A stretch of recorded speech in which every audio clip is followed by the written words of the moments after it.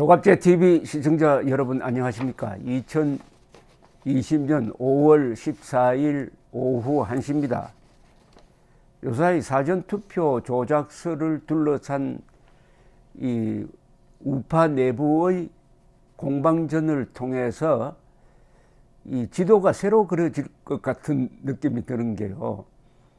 흔히 정통 우파라고 불리는 분들 중에 상당수가 지금 사전투표 조작설에 가담하고 있습니다. 그리고 그 정통 우파 세력으로부터 기회주의, 중도 뭐 이렇게 비판을 받았던 사람들이 사전투표 조작설을 강력하게 반대하고 나서고 있습니다. 그런 사람이 하태경, 이준석, 김세연, 홍준표 씨는 정통 우파 세력으로 분류된다고 봐야죠. 이런 분들입니다. 그러니까 통합당 또는 무소속, 통합당 계열이죠. 홍준표 전 대표도 무소속이긴 하지만은 김세연, 이준석, 하태경, 홍준표. 그리고 이분들이 주로 비판하는 사람이 민경욱 의원입니다. 민경욱 의원은 인천에서 낙선한 이후에 지금 선거 소송을 하고 당선 무효 소송 제기하고 재검표가 이루어질 가능성이 높습니다. 그래서 민경욱 씨를 또는 민경욱 씨에 동조하는 세력을 비판을 하는데 그 비판의 강도가 좀 조롱 쪽에 가깝습니다. 김세연 미래통합당 의원은 어제 라디오 인터뷰에서 이런 이야기 했습니다. 선거 결과가 조작되었다는 환상을 보고 있다. 이것이 현실에서 일어날 개연성을 확률로 따져보면은 거의 모든 사람이 다 공모를 해야 가능한 시나리오다. 현실에서 벌어졌다고 믿고 있는 것이 큰 문제다. 이렇게 이야기를 했고, 이준석 미래통합당 최고위원도 오늘 언론 인터뷰에서 개표 조작을 주장하시는 분들이 이걸 실제로 검증하길 바라신다면은 실제로 어떤 단계에서 누가 어떤 시도를 통해서 어떤 잘못을 해서 선거가 조작이었다라는 가설을 세우고 이걸 한 문장으로 풀어낼 수 있어야 된다. 그런데 음모론이라 하면 기본적으로 기승전결이 있어야 되는 건데 현재 제기되는 의혹은 기승전결이 다 튄다. 그러니까 논리가 없다는 겁니다. 음모론이라면 하나의 시오리거든요. 컨스파이러시 시오리라고 그러니까 이론의 틀을 갖춰야 된다는 겁니다. 그러니까 통계 분석을 해보니까 의혹이 있다는 정도는 아니고 그건 조작이 아니죠. 그냥 의문스럽다는 건데 누가 조작이라는 말을 딱 붙는 순간부터는 그때부터는 시나리오가 있어야 된다는 겁니다.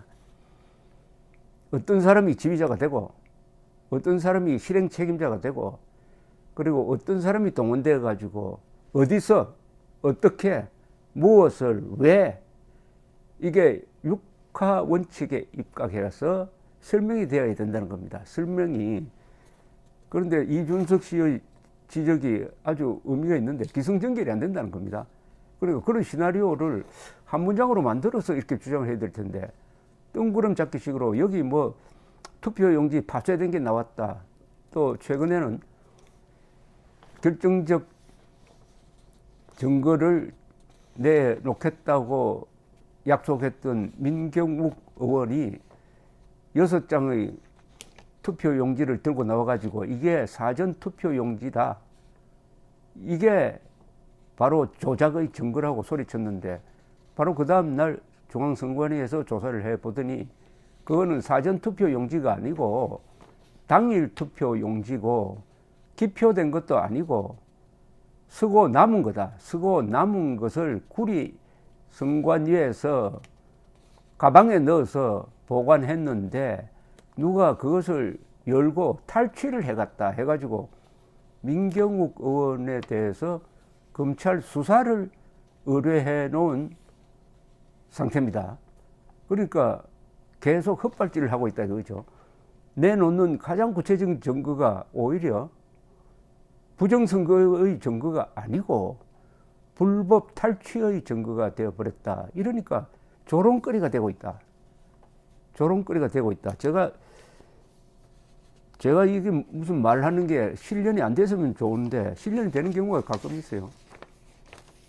여러 번 이야기했습니다. 이것은 사전투표 조작설은 의혹에도 들지 않는다. 의혹에도 수준이 있다.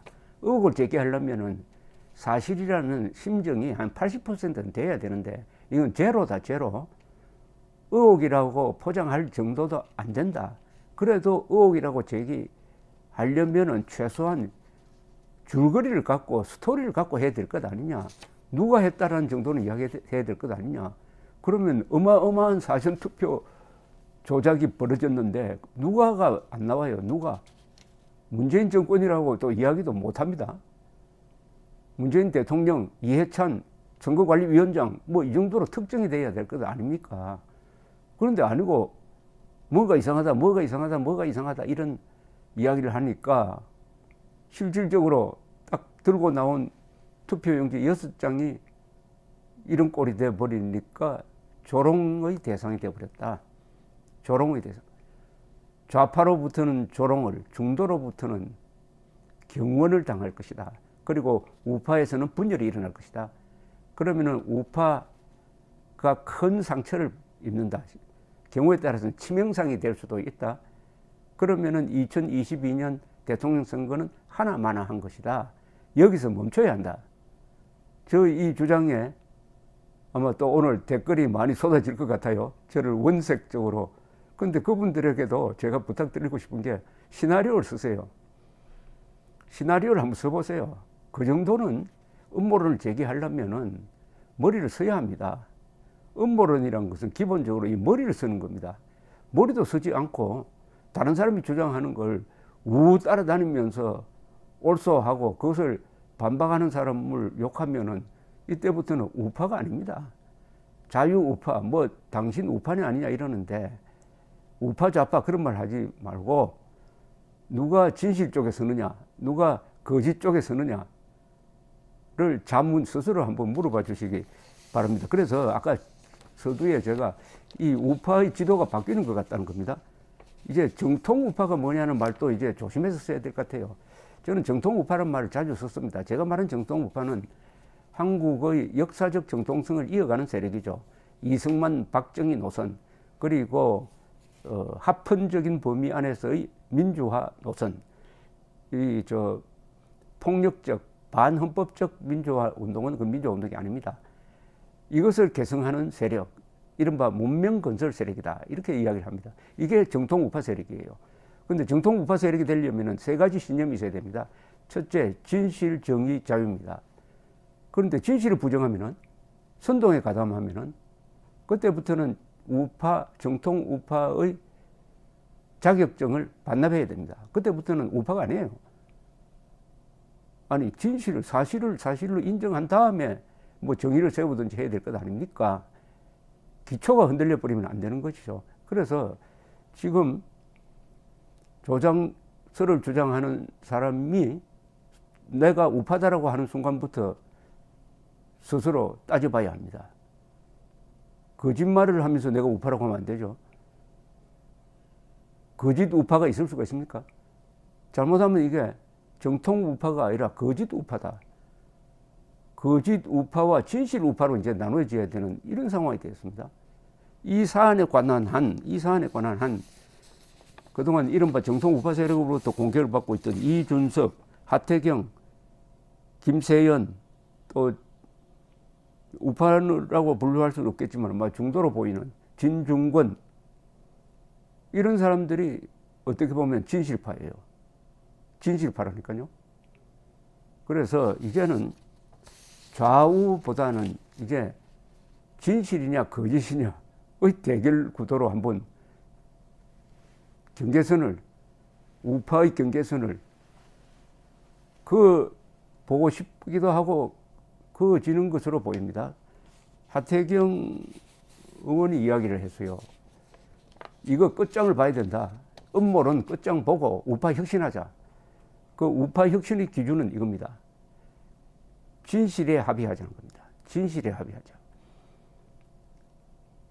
극우든 아니면은 뭐 중도든 기회주의든 그건 다 주관적인 것이고, 사실을 사실대로 인정한 바탕에서 우리가 토론하고 협력하자, 이 전제가 되어야 합니다. 여기에 합의하지 않으면은 그건 가짜 우파입니다.